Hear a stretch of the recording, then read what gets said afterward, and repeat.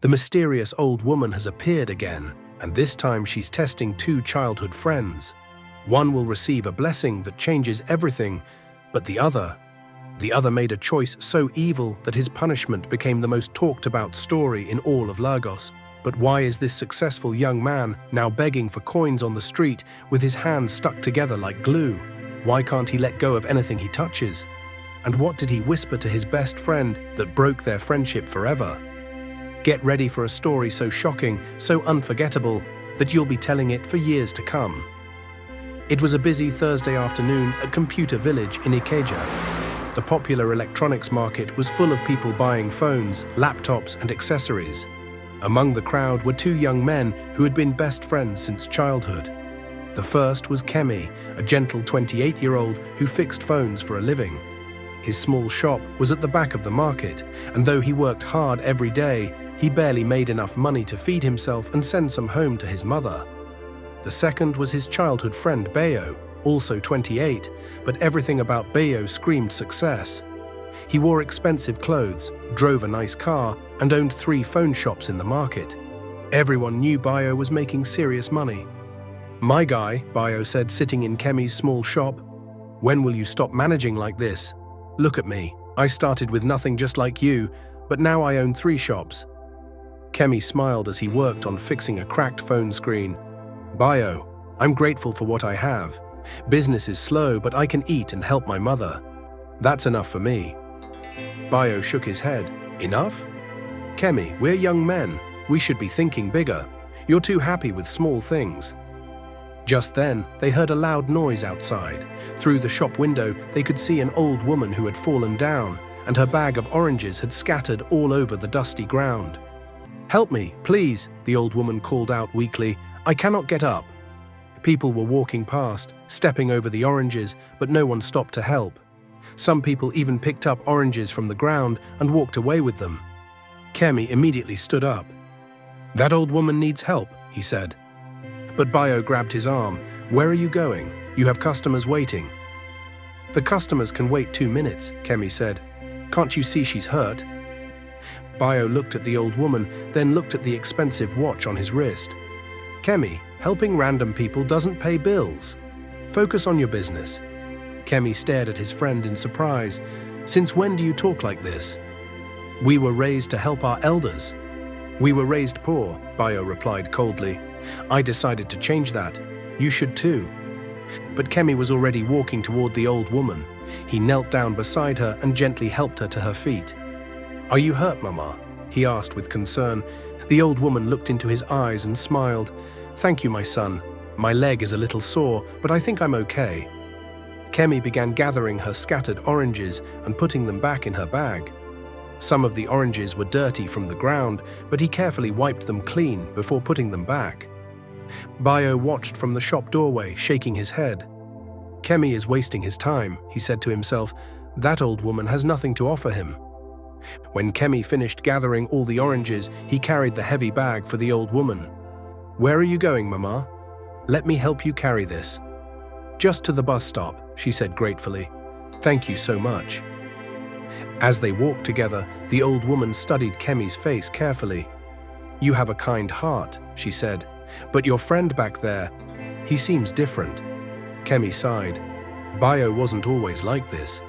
When we were growing up, he was the first person to help anyone in need. But success has changed him." "And what about you?" the old woman asked. "Has your struggle changed you?" "I hope not, Mama. My mother always taught me that no matter how little you have, you should always have enough to help others." The old woman nodded with approval. "Your mother raised you well."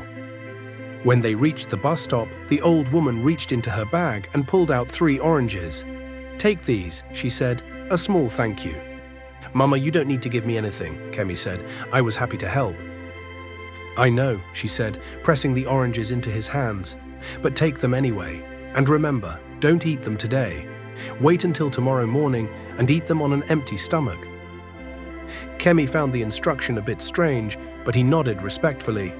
"Yes, Mama." As the old woman got on her bus, she looked back at him through the window. "Your kindness will be rewarded, my son. But your friend, he should be careful. The universe is watching." That evening, Kemi and Bayo met for drinks at their usual spot. Kemi told his friend about the old woman and showed him the 3 oranges she had given him. "She told me to eat them tomorrow morning on an empty stomach," Kemi said. Bayo laughed mockingly. "And you believe that nonsense?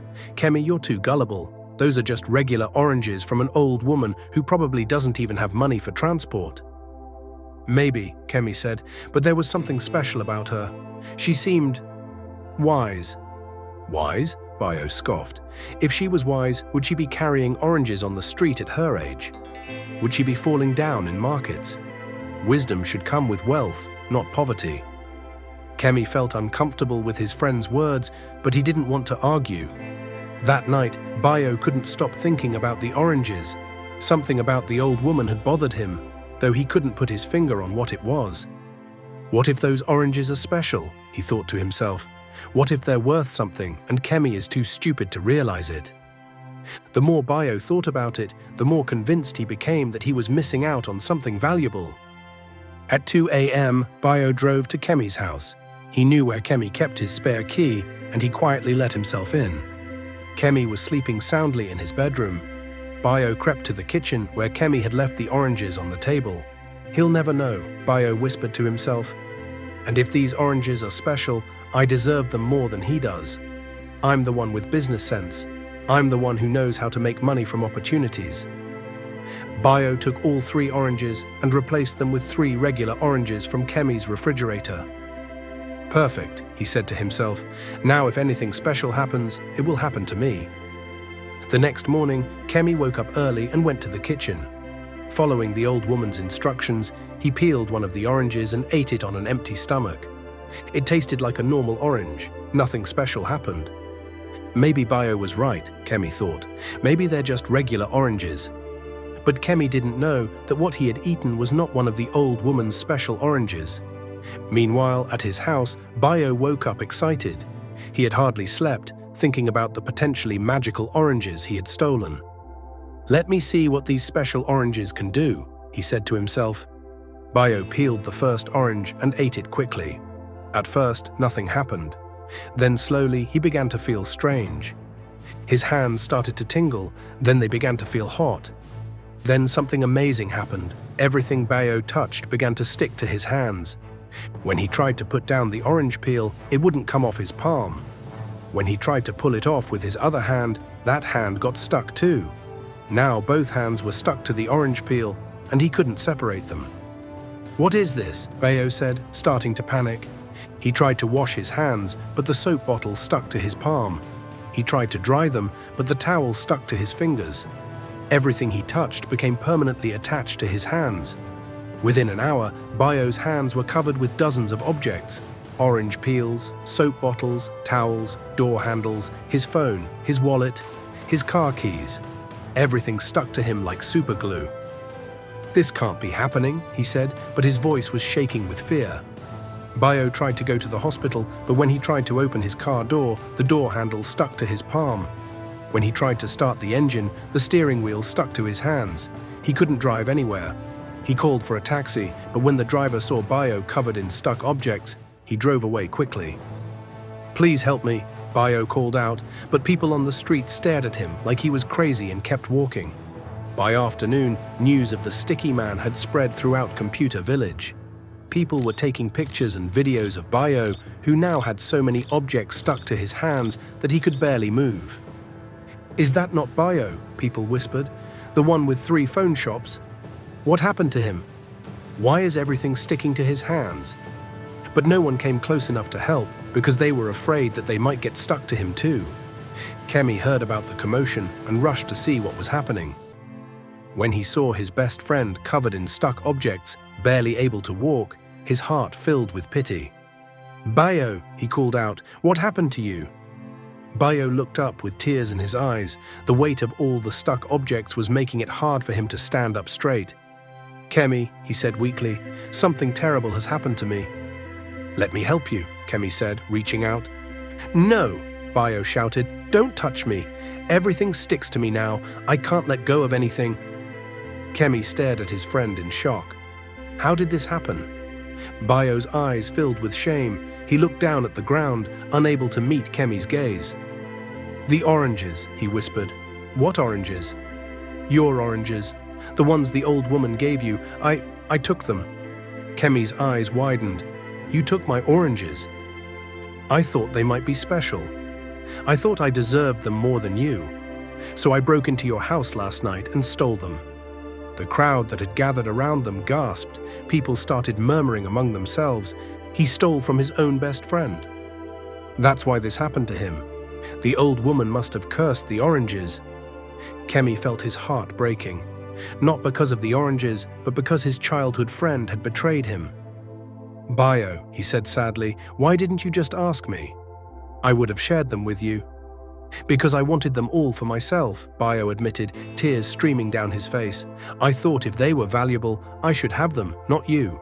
I thought I was smarter, more deserving.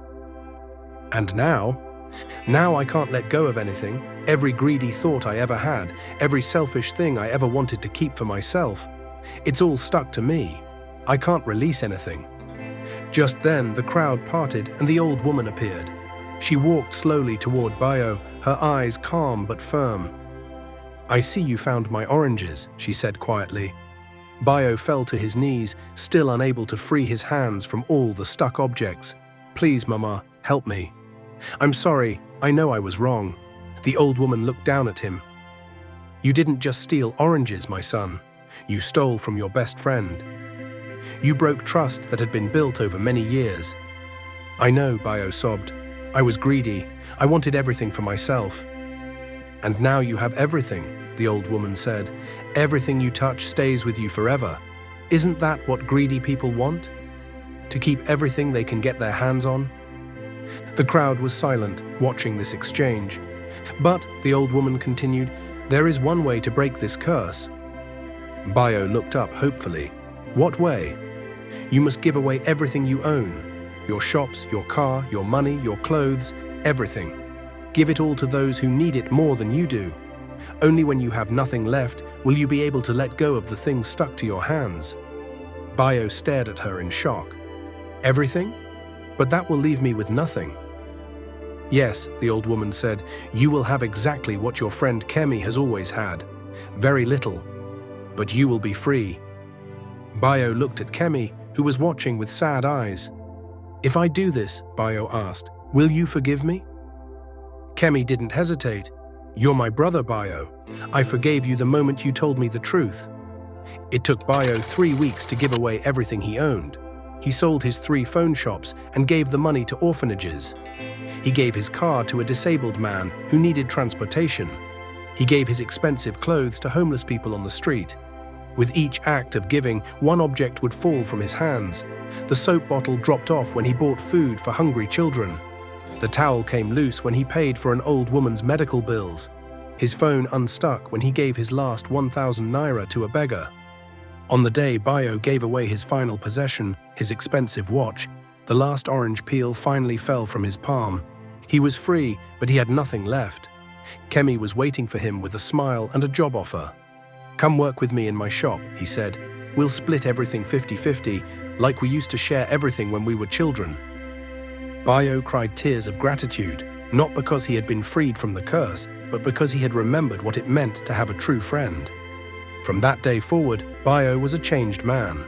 He worked hard alongside Kemi, but he never again put money before friendship or success before kindness. And whenever they saw someone in need, especially old women carrying heavy loads, both friends would rush to help, remembering the lesson that greed sticks to you, but kindness sets you free. The moral of this story is simple. What you steal will stick to you in ways you never expected, but what you give away freely will always come back to you when you need it most. What did you learn from this story? Have you ever been tempted to take something that belonged to a friend? Share your thoughts in the comments below. Don't forget to subscribe and turn on notifications for part 3, the most shocking story yet about what happens when someone tests the mysterious old woman 3 times. If this story touched your heart, give it a thumbs up and share it with someone who needs to remember the value of true friendship. Stay blessed, stay loyal, and remember, the best things in life are the ones we share, not the ones we keep for ourselves.